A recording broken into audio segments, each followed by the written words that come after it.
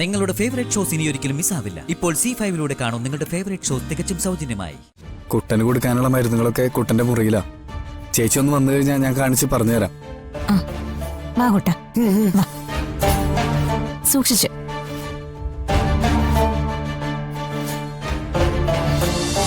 പൂമ്പാറ്റെ കാണുമ്പോ കുട്ടൻ എന്താ അസ്വസ്ഥമായിട്ട് പെരുമാറുന്നത്? അതെനിക്കറിയില്ല. എനിക്കെന്നല്ല, ഞങ്ങൾക്ക് ആർക്കും അറിയില്ല.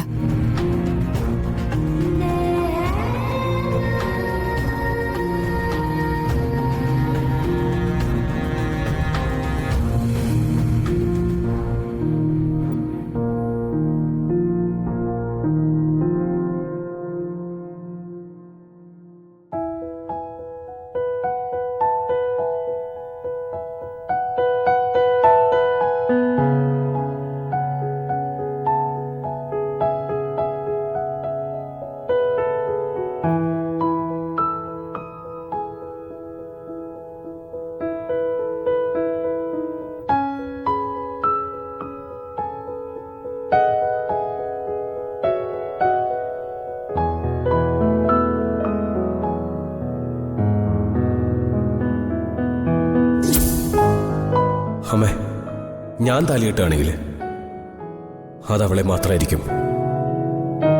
എന്റെ ശില്പ, എന്റെ ജീവിതത്തിലൊരു പെണ്ണുണ്ടെങ്കിൽ അതവള് മാത്രമായിരിക്കും. ശില്പ.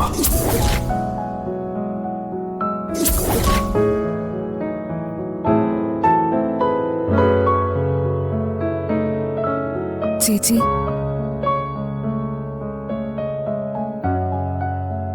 ചേച്ചി ഇതെന്ത് ഭാവിച്ച? ചേച്ചിയുടെ ജീവിതം ചേച്ചി ഇവിടെ തൊലയ്ക്കാൻ പോവാണോ? ചേച്ചി അവര് പറഞ്ഞതൊന്നും കാര്യമാക്കണ്ട. അതൊന്നും ഒരിക്കലും പോസിബിൾ അല്ല. നീ ഇത് കണ്ടോ? കുട്ടൻ എന്റെ കഴുത്തിൽ അണിയിച്ച താലിയായത്.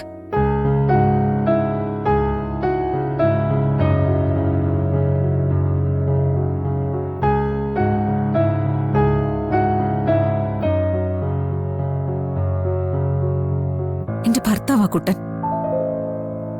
കഴിഞ്ഞ ദിവസം വരെ ഞാൻ കുട്ടന്റെ ഫ്രണ്ട് മാത്രമായിരുന്നു. പക്ഷെ ഇന്ന് ഞാനതല്ല, കുട്ടന്റെ ഭാര്യ. അതുകൊണ്ട് തന്നെ എന്റെ ഭർത്താവിനെ ഓർമ്മകളിലേക്ക് തിരികെ കൊണ്ടുവരേണ്ടത് എന്റെ ആവശ്യമാ, എന്റെ കടമയാ. സിദ്ധുവേട്ടൻ ഓർമ്മകളിലേക്ക് തിരിച്ചു വന്ന എന്ത് സംഭവിക്കുമെന്ന് ചേച്ചിക്കിപ്പോ ഒരു സൂചന കിട്ടിയില്ലേ? ചേച്ചി ഒന്നും അല്ലാത്തവളെ പോലെ ചേച്ചിക്ക് ഇവിടം വിട്ടു പോവേണ്ടി വരും. അതിനേക്കാൾ എത്രയോ വലുതാ ആ അമ്മയുടെ കണ്ണുനീര്.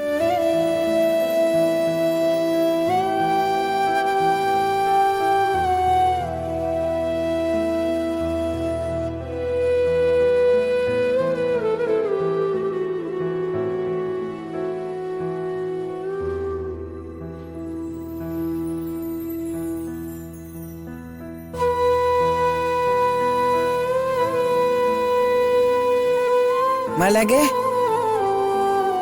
മലകെ, എവിടെയാ മലകെ?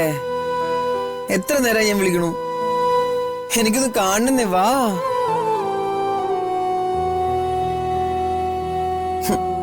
മലകെ, എനിക്കൊന്ന് മലയെ കാണണം. മലകെ,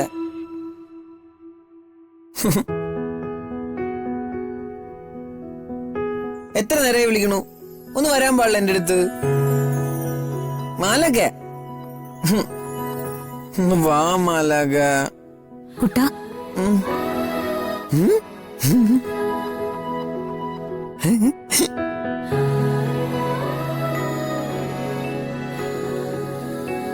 മാലകെ, മാലക എവിടെയായിരുന്നു? എന്താ കുട്ട? മാലകെ, മാലക എത്ര നേരമായിട്ട് വിളിച്ചോണ്ടിരിക്കുക? കൊറേ ഞാൻ തിരക്കി. എവിടെയായിരുന്നു? എന്നെ മുറിയിൽ തനിച്ചാക്കിയിട്ട് എങ്ങോട്ടാ പോയ മലക? അത് കുട്ട, ഞാൻ കുട്ടന് വേണ്ടി കോഫി എടുക്കാൻ പോയതാ. ഇത് പിടിച്ചോ, കുടിച്ചേ. കുടിക്കേ.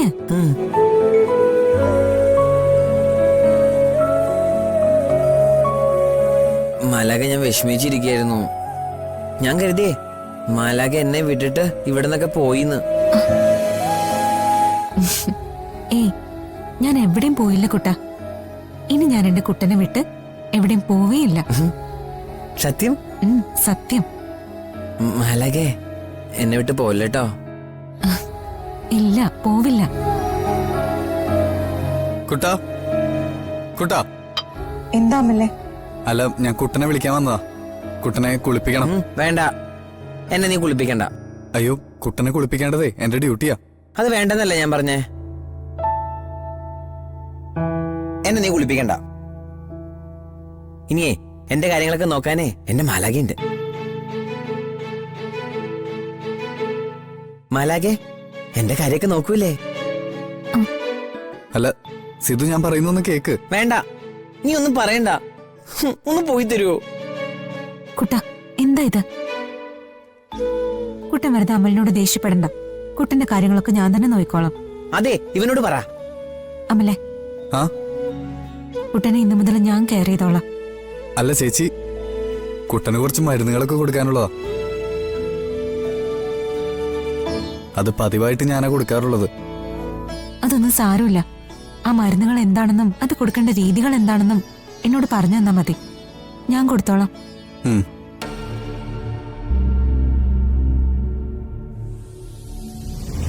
കുട്ടന് കൊടുക്കാനുള്ള മരുന്നുകളൊക്കെ കുട്ടന്റെ മുറിയിലാ.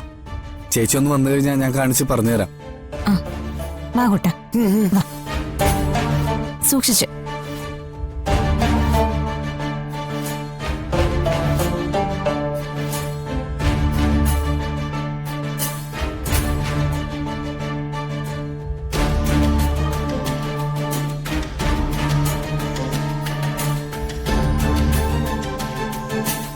ഹരിയേട്ടാ,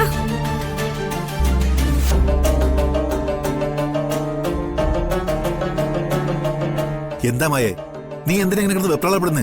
കാര്യം എന്താന്ന് വെച്ചാ പറ. എന്റെ ഹരിയേട്ടാ, നമ്മുടെ പദ്ധതികളെല്ലാം ദേവിക പൊളിക്കും.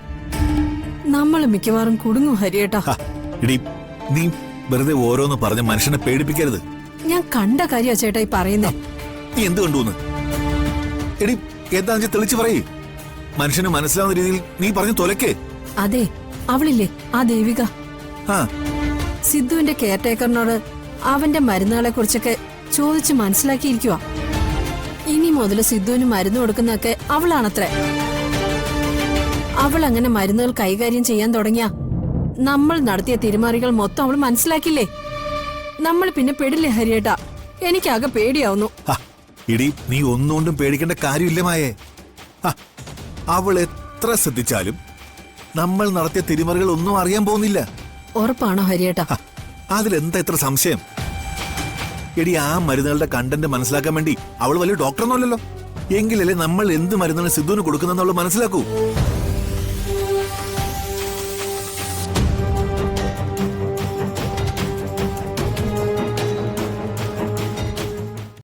ഡൗൺലോഡ് ചെയ്യൂ C5 ആപ്പ്. കാണൂ എല്ലാ എപ്പിസോഡുകളും സൗജന്യമായി.